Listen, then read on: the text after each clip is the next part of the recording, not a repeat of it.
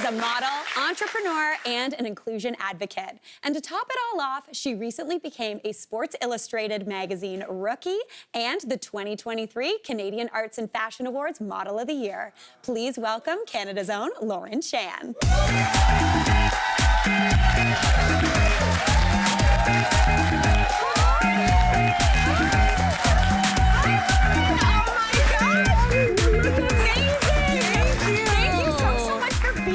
I did not practice sitting in my dress. Neither did I just now. We're gonna get just in case. Here, lap pillow.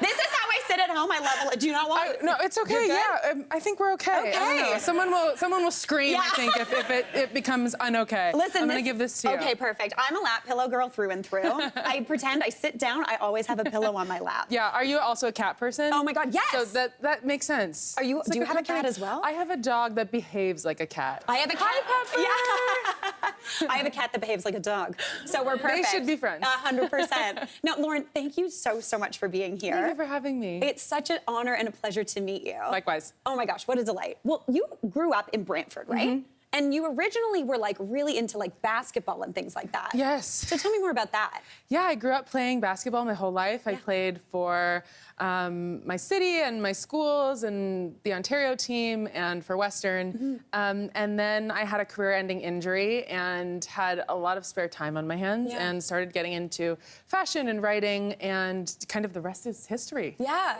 It's amazing. I love a pivot in a life, Hard whether pivot. it's hard pivot. And when it's because of an injury or something like that, it can be so easy to get bogged down. But with that switch and getting into the world of fashion, you landed your dream job writing for Glamour magazine. I did. That's amazing. What was it like getting that job and getting into that world? It was an incredible experience, but I don't want to just glaze over and say it was all easy peasy and a highlight reel. You know, being Canadian, it was a little bit tough to break into the industry in New York City, and I spent about 2 years freelancing and trying to get a full-time gig and trying to fit in. And so when I eventually landed at Glamour, it ended up being a stroke of luck because it was the place for the every person. We reached 1 in 8 American women, and I got to have a home to talk about size inclusion in a way that was authentic to the brand, that resonated with the audience. And so I went on to be the fashion features editor, and we had a print column on size, a digital vertical. I got to design about 10 clothing collaborations with Lane Bryant for sizes 14 and up, and that's how amazing. I got into product. Yes. Well, and then you had your size inclusive line Henning, correct? Yes. So, and then you started that. I know inclusion has always been, size inclusion in particular, and cultural inclusion as well has always been really, really important to you.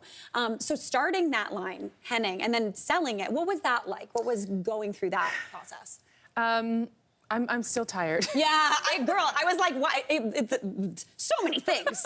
Yeah. I'm still tired. But I think what made that doable for me in 5 short years was just like the fire of the passion that I had to serve folks like me who are size 12 and up, who just have not had clothing options that are appropriate for spaces like fashion magazines and courthouses and you know, podiums and wherever we are as plus size people, the fashion doesn't think we belong. And so I went on to dress Ashley Graham and Stacey Abrams and Corey Bush and some of, you know, like amazing folks who, when you hear, absolutely, when you hear those names, we should never think that those folks don't deserve the same fashion, and really what I mean is the same treatment of their smaller peers. Totally. And so that was really what drove me to start Henning. And it carried me through the 4 years that we had it alive. And then it was acquired by Universal Standard, which is the most size inclusive brand in the world. We make sizes 00 to 40 now. Wow, that's amazing. Wow. Yeah, so it's the right home. And I'm so happy that it's part of the most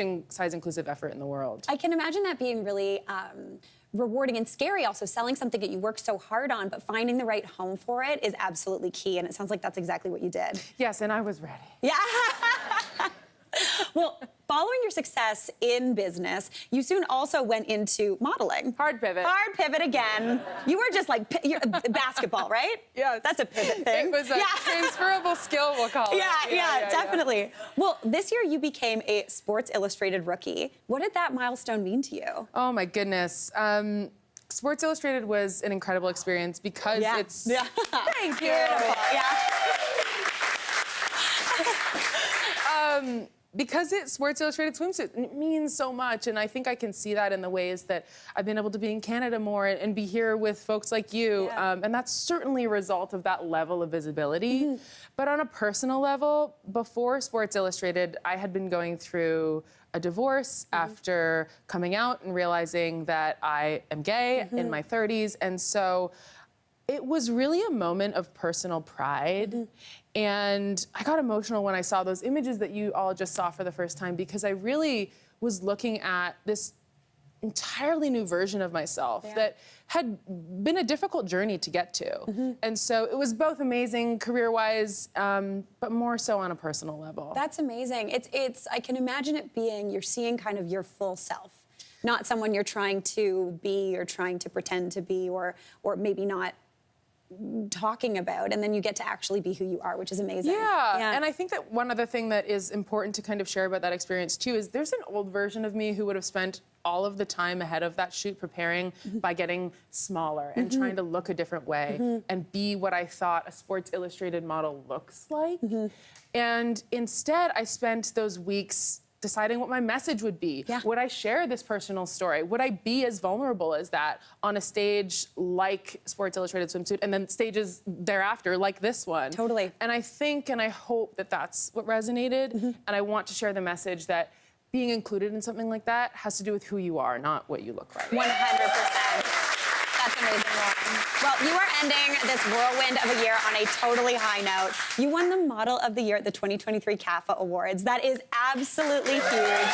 Congratulations. Does this kind of feel like a full circle moment for you? It certainly does. Yeah. And it's a full circle moment in a lot of ways. It's been about 10 years since I've had my career in fashion. It was CAFA's 10-year anniversary. The Fairmont Royal York was one of the first places that I had volunteered at fashion events. And so to have that all culminate in a night where I was like dressed like a maple leaf and got to go on stage and say thank you to everyone in Canada was really special. That's amazing. Well, thank you so much for sharing your story with us and for spending the day. Honestly, I'm so proud of you. I just met you. Likewise. And I'm thrilled seeing your star just keep rising. Thank you for having me. Thank you,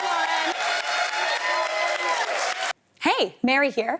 What did you think? Drop your comments below and don't forget to like and subscribe for more of the good stuff.